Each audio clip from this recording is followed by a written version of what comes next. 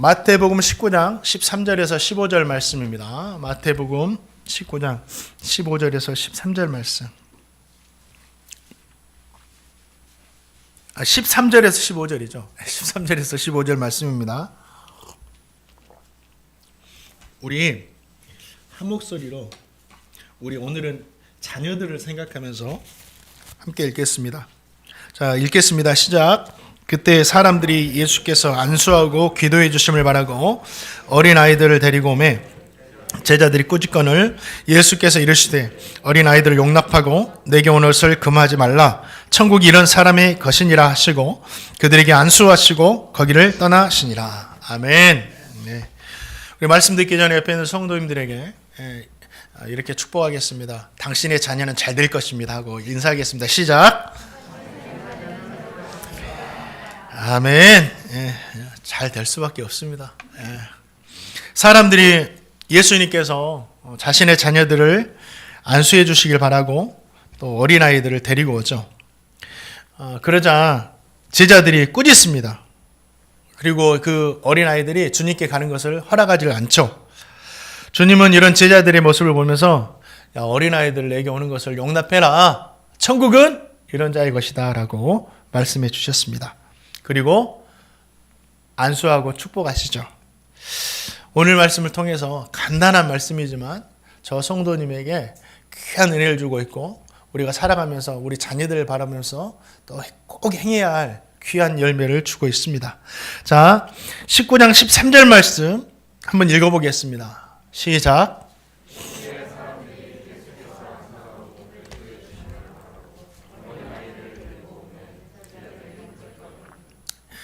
부모의 가장 큰 의무가 뭘까요?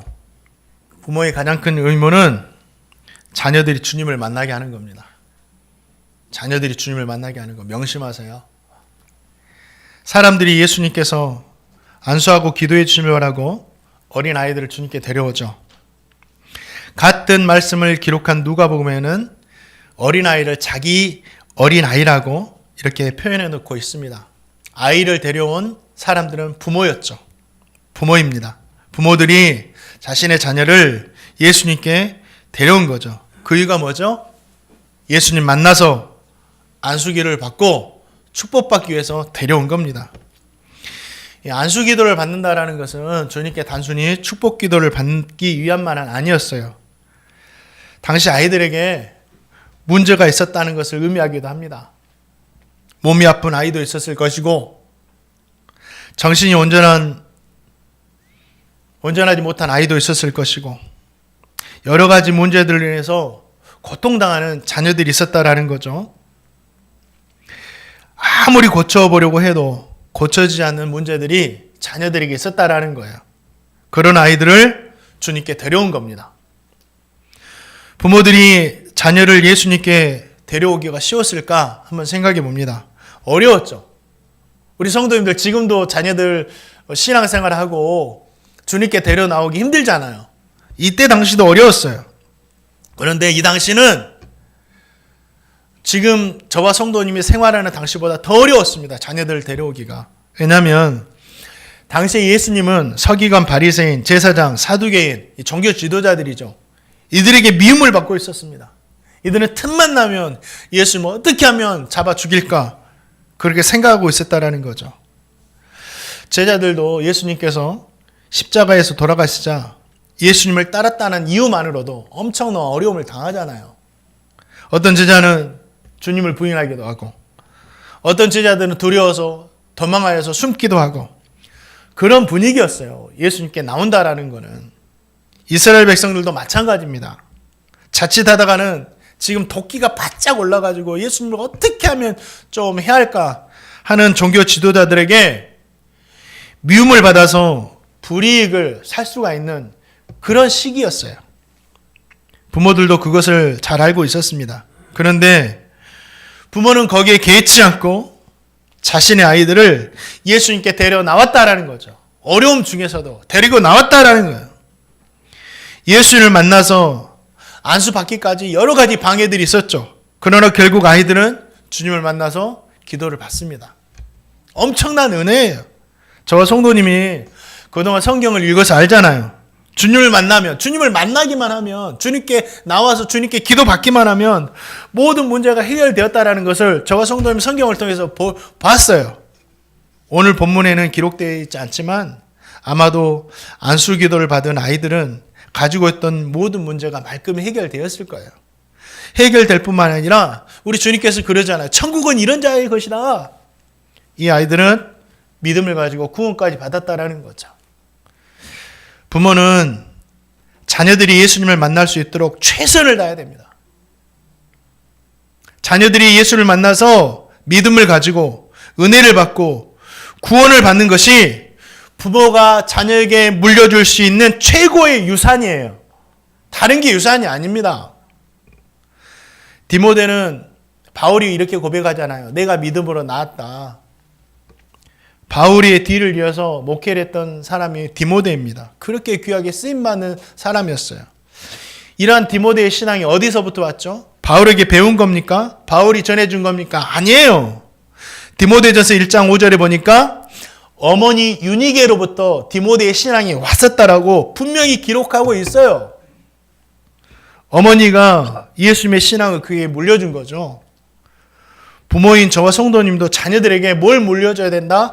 신앙을 물려줘야 돼. 신앙을. 예수님을 만날 수 있도록 도와줘야 된다라는 거예요. 지난주가 우리 성도님들 잘 아시죠? 신년 특별 새벽 기도였습니다. 특별 새벽 기도회. 2023년 한 해를 시작하면서 한 주간을 시작하는 한 주를 주님과 함께 시작한다라는 것에 참 의미가 있었던 것 같습니다. 저도 은혜가 되었고 우리 성도님도 은혜가 되었어요. 청소년 시절 어머니를 따라서 새벽 기도에 참석했던 기억이 어렴풋 납니다. 그때 들은 말씀이 뭐고 했던 기도가 무엇인지는 생각나지 않아요. 뭐 청소년이 나와가지고 막 열심히 뭐 기도했겠어요. 그런데 그 기도를 가끔씩 참여하면서 예수 믿는 사람은 기도하며 살아야 되는구나. 또 새벽 기도도 해야 되는구나. 그런 생각들이 제 마음 가운데 은연중 자리 잡았다라는 거죠. 그래서인지 몰라도 군대 전역하고 나서 제가 94년도에 이렇게 입대를 했습니다. 그리고 96년도에 전역을 했거든요. 그때 2등병 월급이 9,000원인가 이렇게 줬었어요. 병장 이제 마지막 하니까 보너스까지 받으니까 거의 한 3만 몇천 원, 4만 원 거의 가까이 되더라고요. 예. 그런 이제 군 생활을 하고 나서 이제 전역을 해가지고 이제 복학하기까지 6개월 남았는데 뭘 할까 하다가 새벽 예배를 먼저 시작했습니다. 그래서 복학하기 전까지 한 6개월 정도 이렇게 새벽 예배를 했던 것 같아요. 일주일에 한 번, 또 일주일에 한 번. 그때는 주일에도 예배가 있지만 주일에도 새벽 예배가 있었어요. 주일만이라도 새벽 예배를 해야 되지 않을까 하고 청년의 시절에 새벽 기도에 주일날 참석했던 기억도 납니다. 모두가 어렸을 적에 자리 잡은 이러한 새벽 기도에 대한 신앙 덕분이라고 저는 믿어요. 저도 우리 두 자녀를 키우는데 우리 자녀들에게 새벽 예배를 가르치고 싶어요. 우리 아내는 거기에 대해서 좀 염려하는 소리를 하지만 저는 그러지 않아요. 가르쳐야 된다. 그래서 저와 같이 은연중에 우리 자녀들에게 새벽 예배가 자리 잡게 하고 싶어요. 그래서 특별 새벽 기도의 마지막 특별 새벽 기도하면 첫날과 마지막 날은 우리 알파 오메가로 우리 아이들 참여하게 하는 어떻게든 하려고 하는데 이번 특별 새벽 기도에는 마지막 날만 어떻게든 참여하고 싶어가지고 계속 이야기를 했습니다. 그러니까 그 말을 듣고 그럼 아빠 금요일 날 아침에는 저를 깨워주세요. 안 일어나면 세게 깨워요. 안 일어나면 엉덩이라도 때려가지고 깨워요. 이렇게 말을 하더라고요. 근데 이렇게 깨우니까 일어나더라고요. 비록 기도할 줄 몰라도 뭐 애들이 나와가지고 기도했겠어요. 기도할 줄 몰라도 아빠가 뭐 설교 하나보다 그러고 멀뚱멀뚱 봤겠죠. 그럴지라도 그 모습 참 이뻤어요. 하나님 보실 때 얼마나 이쁠까. 그리고 그 아이들 데리고 나서 이제 권사님 뒤에 모시고 다 모셔다 드리고 나서 마지막 날 우리 아이들 데리고 어디 갔냐면 콩나물 국밥과 새벽에 하는 콩나물 국밥집 있어요. 콩나물 국밥과 계란말이 먹으러 갔습니다. 신앙생활에 좋은 추억을 좀 만들어주고 싶어서 우리 아빠가 옛날에 새벽 예배 끝나면 콩나물 국밥도 사주고 그랬는데 그것을 좀 잊지 않았으면 좋겠어요. 제가 우리 아이들에게 물려줄 수 있는 것은 신앙밖에 없습니다. 제가 물려줄 수 있는 게 뭐가 있겠어요? 건강도 물려줄 수 없어요. 제가 뭐 건강 물려줄 수 있나요? 제 마음대로 됩니까? 좋은 학원 보내줄 수도 없어요. 저는 뭐 대치동을 간다, 뭐 강남에 유명한 학원을 간다. 제 마을에도 뭐 거기에서 버스까지 와가지고 막 타고 가더라고요. 그럴 수도 없어요. 좋은 학교에 합격하게 하거나, 그럴 수도 없어요. 제가 어떻게 뭐 좋은 학교를 보냅니까? 좋은 직장을 마련해 줄 수도 없죠. 저는. 그러나 한 가지는 할 수 있어요. 우리 아이들에게 믿음을 물려주는 거예요. 하나님을 사랑하는 신앙을 물려주는 겁니다. 저는 그렇습니다. 세상의 성공보다 주님의 성공을 귀하게 여기며 살아라. 세상의 성적보다 주님의 믿음에도 성적이 있다. 주님의 칭찬을 귀하게 여기며 살아야 된다. 학교나 학원보다 교회를 더 귀하게 여기며 살아야 된다. 공부보다 예배를 더 귀하게 여기며 살아야 된다. 저는 정말 우리 아이들을 그렇게 가르치고 있습니다. 목사라서 그런 건 아니고요. 그런데 제가 부목사로 이렇게 지내오면서 우리 성도를 보니까 이론은 이렇게 생각을 하지만 많이 어려운 것 같아요. 이렇게 하기가. 지켜보니까 예배에 빠지면 좀 관대하지만 학교나 학원에 빠지면 관대하지 않습니다. 이것이 성적이 떨어지면 근심하지만 신앙이 떨어지면 그렇게 근심하지는 않는 것 같아요. 어떤 권사님 이야기를 합니다. 우리 교회 권사님은 아니고요. 자녀가 시험을 보니까 토요일 새벽까지 시험 공부하다가 아침에 주일날 예배가로 일어나야 되잖아요. 너무 힘드니까 부모님이 깨우니까 엄마 오늘만 교회 쉬면 안 됩니까? 라고 묻는 거예요. 그러니까 그 권사님이 뭐라고 하냐면 피곤하고 힘들면 오늘 예배 다녀와서 학교를 하루 쉬어라. 엄마가 전화해 줄 테니까. 그렇게 말하는데 이 아이가 예배를 빼먹을 수가 있겠어요? 그렇게 두 딸을 키웠습니다. 이 권사님이. 근데 두 딸 모두 그래도 성실하게 했던지 간호대학 졸업하고 또 해서 간호사로 지금 근무를 하고 직장생활 하는 게 아니라 간호사는 직장생활 하는 게 힘들잖아요. 상교대 하면서 힘들다고 그래요. 근데 간호사 돼가지고 또 주일에는 주일학교 교사로 또 주일학교 청년의 활동으로 열심히 또 잘 사역하고 있죠. 참 귀한 것 같아요. 왜 이렇게 되나 자녀들이. 자, 잠언 22장 6절 말씀 한번 읽어보겠습니다. 한번 읽어볼까요? 시작.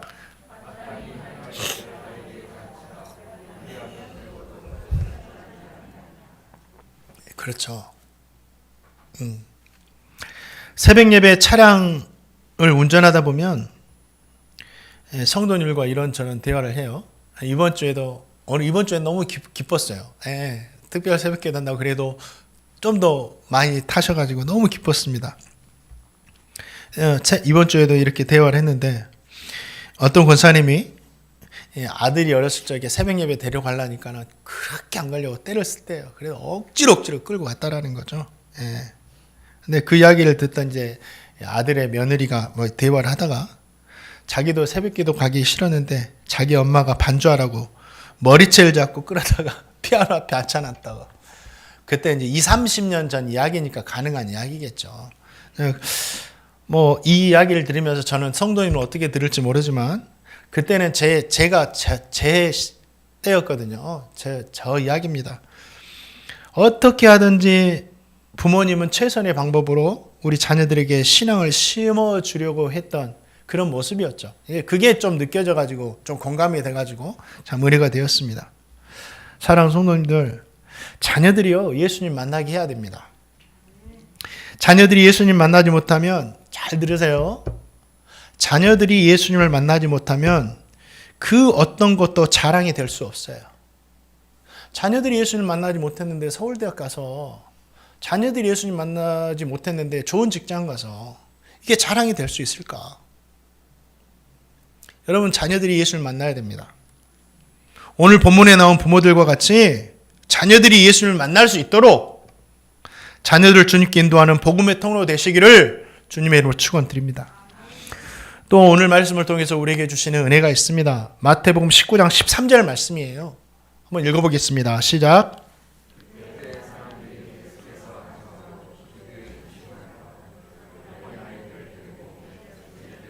예. 부모들이 자기 아이들을 예수님께 데려오자 제자들이 부모를 꾸짖습니다. 꾸짖어요. 왜 데려왔냐? 하는 거죠. 제자들이 꾸짖었던 여러 가지 이유가 있었을 거예요. 어떤 거냐면 주님 너무 바쁘시잖아요. 너무 바쁘세요. 가는 곳마다 수많은 사람이 몰려오고 날마다 병든 사람 오고 가난한 사람 오고 그들을 고치시면서 날마다 그렇게 하려니 얼마나 힘드시겠어요. 야, 주님도 좀 쉬어야 되지 않겠냐 하면서 만류했을 수도 있고, 또 자기들도 주님과 계속 따라다 보니 저녁이 되면 좀 그래도 좀 쉬어야 되는데 야 우리도 좀 쉬어야 되지 않겠느냐 하고 자기들이 힘들어서 만류했을 수도 있고, 또 그 당시 어린아이들은 그렇게 소중한 존재들이 아니었습니다. 그래서 쉽게 대했을 수도 있죠. 이유가 어디에 있든지 제자들은 예수님께 은혜를 받기 위해 찾아 나온 그들을 가로막았다라는 거죠. 사람들이 주님을 만나서 은혜를 받도록 도와야 하는 제자들이 오히려 은혜 받는 것을 지금 방해하고 있다라는 거예요. 사랑하는 성도님들, 은혜 받는 것을 방해하면 안 됩니다. 어떤 이유로든지 간에 은혜 받는 것을 방해하면 안 돼요. 마태복음 12장에 보니까 은혜 받는 것을 방해하는 것이 얼마나 무서운지 나와요. 예수님께서 귀신들을 말 못하는 자를 고쳐주시자 이 광경을 바라본 사람들이 막 놀라면서 예수님을 바라보면서 새롭게 바라보기 시작합니다. 다윗의 자손이 아니냐, 우리가 기다렸던 다윗의 자손이 아니냐 막 흥분하면서 바라보기 시작해요. 그때 바리새인들이 맞다, 이분이 다윗의 자손이다 했다면 수많은 사람들이 예수님께 몰려들어가지고 막 은혜를 받고 믿음을 가지고 구원받는 그런 일들이 일어났을 거예요. 그런데 그렇게 도와야 할 바리새인들, 종교 지도자들이 어떻게 합니까? 놀랄 일이 아니다. 이 예수라는 사람이 한 것은 귀신의 힘을 빌려 셌을 뿐이다라고 이렇게 말하니까 은혜를 받으려고 준비하는데 다 은혜가 식어버린 거죠. 완전히 은혜 받는 것을 다 막아버린 거예요. 지금 이 바리새인의 행동을 제자들이 하고 있는 겁니다. 은혜 받으러 오는데 다 가로막아요. 오지 마!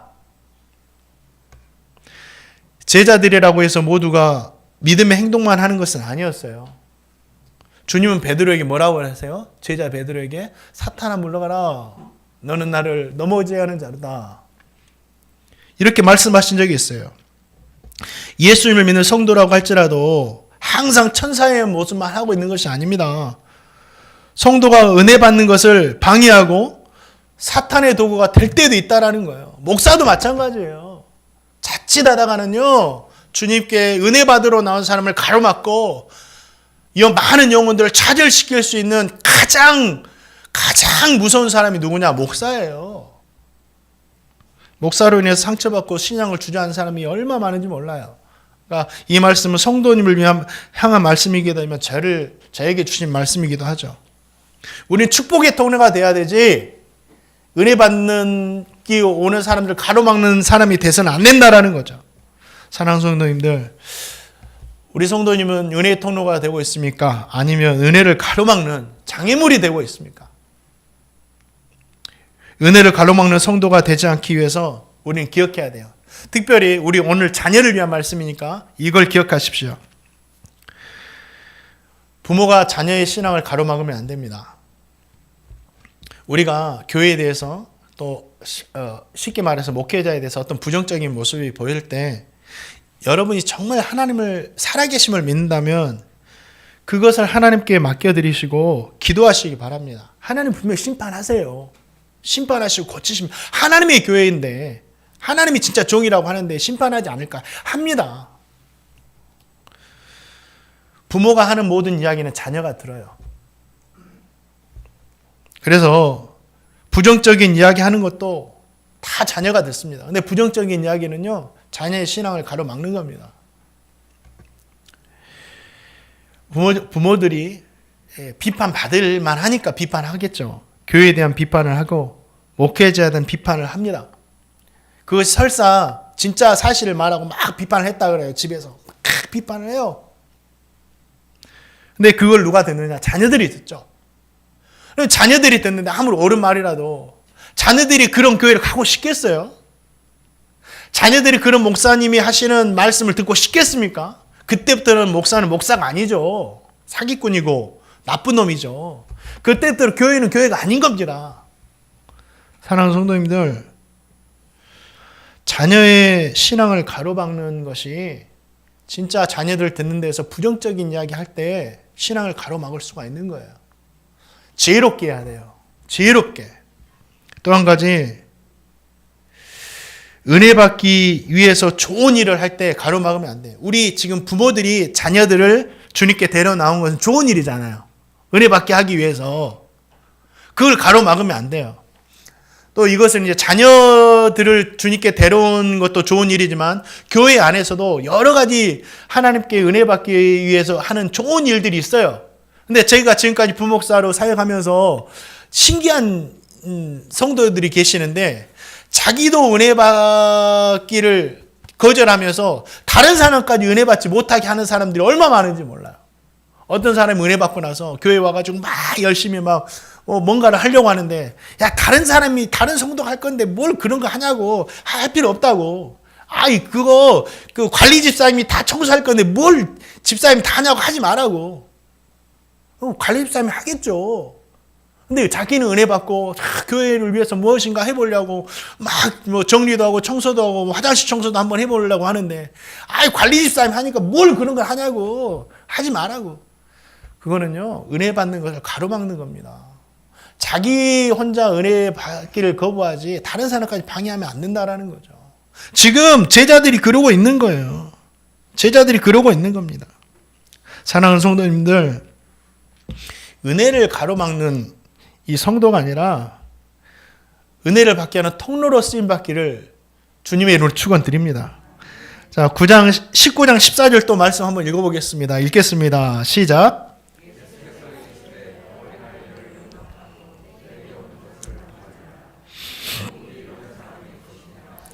저와 성도님은 교회 다니는 사람이 아니라 천국 백성이 되십시오. 천국 백성. 우리 교회가 10명이 되었든지 20명이 되었든지 30명이 되었든지 50분이 되셨든지 우리는 교회 다니는 성도가 아니라 우리 행복누리교회 성도님들은 뭐예요? 정말 천국 백성이 돼야, 천국 백성이기 때문에 교회에 나오는 거예요. 천국 백성이 돼야 됩니다. 교회만 다니면 안 돼요. 오늘 말씀의 핵심입니다. 천국의 백성이 누구인가? 천국은 어린아이와 같은 사람들이 것이라고 주님께서 분명 말씀하셔요. 천국은 저와 성도님이 잘 아는 대로 예수를 믿는 믿음으로 가죠. 그러면 이 이야기는 믿음에 대한 이야기겠죠. 어린아이와 같은 믿음이 있을 때 천국 백성이 된다. 우리 성도님에게는 어린아이와 같은 믿음이 있습니까? 이 순수한 믿음이 아니에요. 순수한 믿음이 아니고 이 믿음이 어떤 믿음이냐면 어린아이들, 그러니까 한 3살, 4살 된 아이들, 그 아이들이 어쩌죠? 부모에게는 절대적으로 믿고 순종하죠.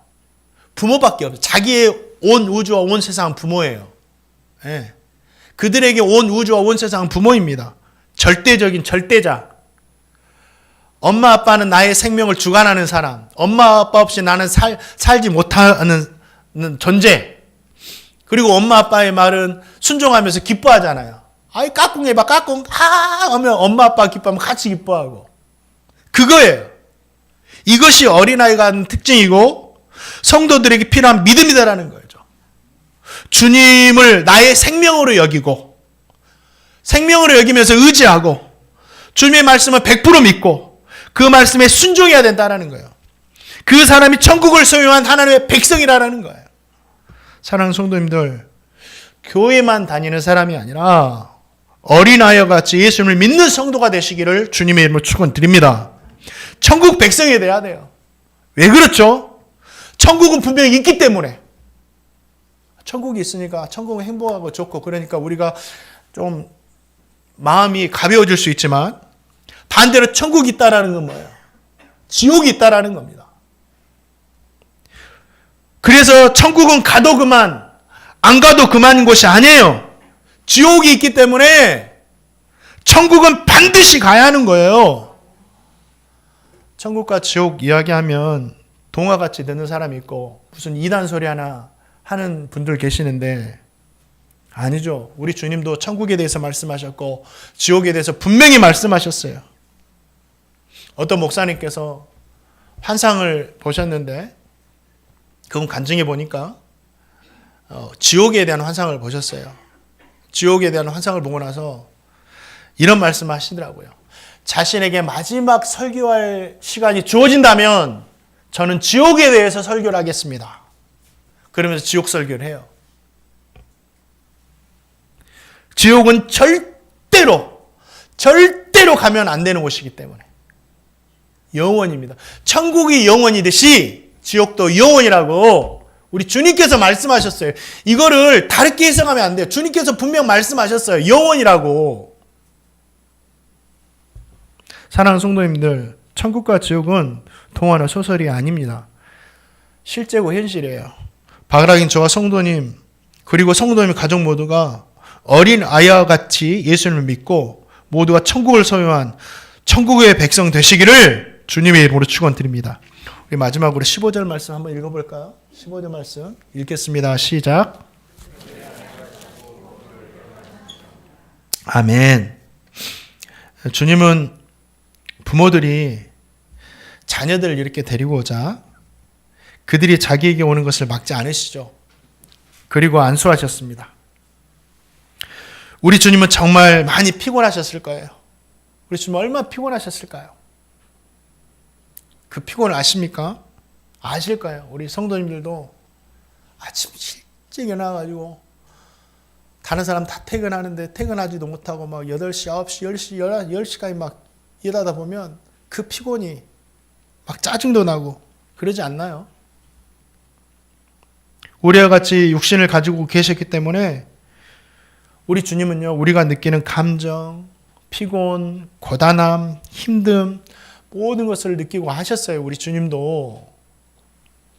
그럼에도 불구하고 주님은 그 어린아이들을 거절하지 않으시죠. 거절하셔도 누구 하나 뭐라고 할 사람이 없어요.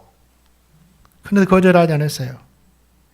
몇 명의 아이들이 주님께 와서 기도받았는지는 기록되어 있지 않죠. 그런데 기본적으로 생각할 때 수많은 사람들이 항상 주님 따르잖아요. 그래서 그 아이들도 수십 명, 수백 명, 어쩌면 그것보다 더 많았을 거예요. 기도하시는 것도 정말 그 아이들 한 명 한 명 기도하시는 것도 많은 시간 걸렸을 거예요. 그런데 주님은 대강하지 않으세요. 그들을 진심으로 대하시면서 다 한 명 한 명 기도해 주십니다. 그게 어디 나오냐? 마가복음에 보니까 그들을 안으시고 안수하시고 기도하셨다라고 말씀하세요. 한 명 한 명 오면 안으시고 안수하시고 기도하신 거예요.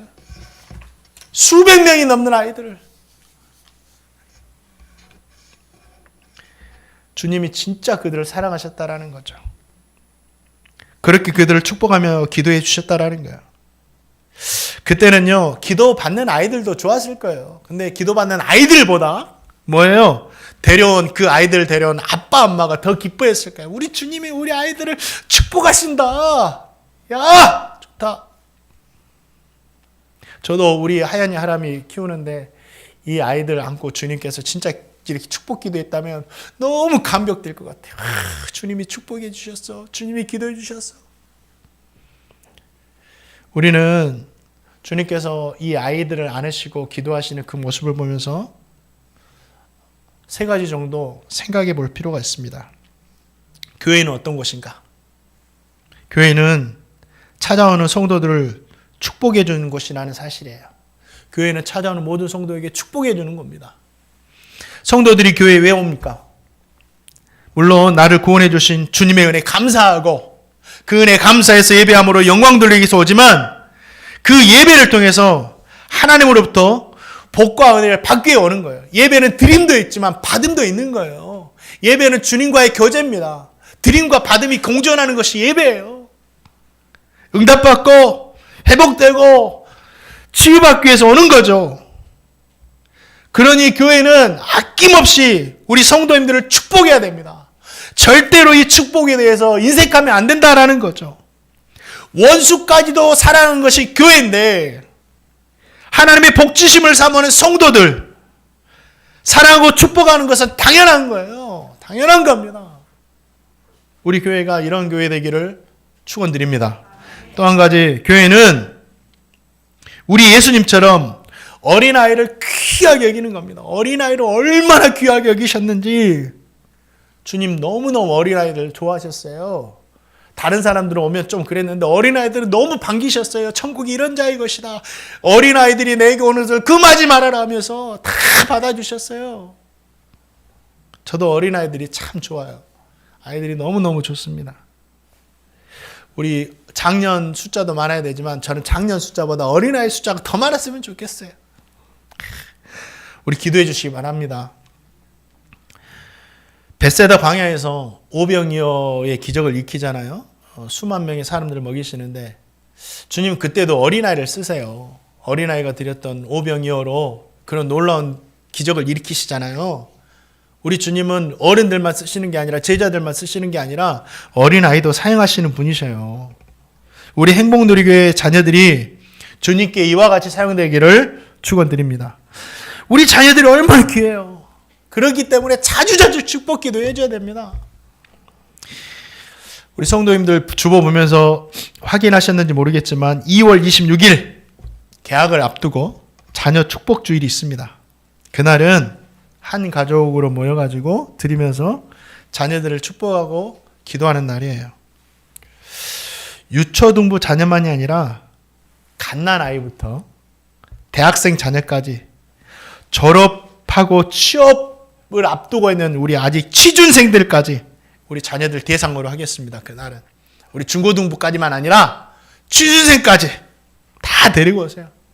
예, 정말 주님의 마음으로 우리 자녀들 공부 잘 하라고, 건강하라고, 무엇보다 주님 사랑하라고, 취업도 잘 되라고 축복하며 기도할 테니까. 제가 안수 기도할 때요. 그때는 이제 우리가 성구 영신 예배 때 하고 자녀들 축복할 때인데 그냥 하지 않습니다. 그냥 하지 않고 저도 준비해요. 주님께서 깨끗한 그릇을 사용하시니까 저도 축복의 통로가 돼야 되지 않겠습니까? 그래서 제가 할 수 있는 것들이 뭐겠어요? 기도하고 금식하고 말씀 보면서 제 안에 성령을 충만하게 채우는 거죠. 2달 정도 남았는데 왜 미리 말씀드리느냐? 우리 성도님들이 다 무감각하게 있다가 일주일 앞두고 야 다음 주에 목사님 축복 기도하는데 와 올까요? 안 옵니다. 2달 정도 여러분 지혜를 내가지고 계속 이야기해도 올까 말까 할 거예요.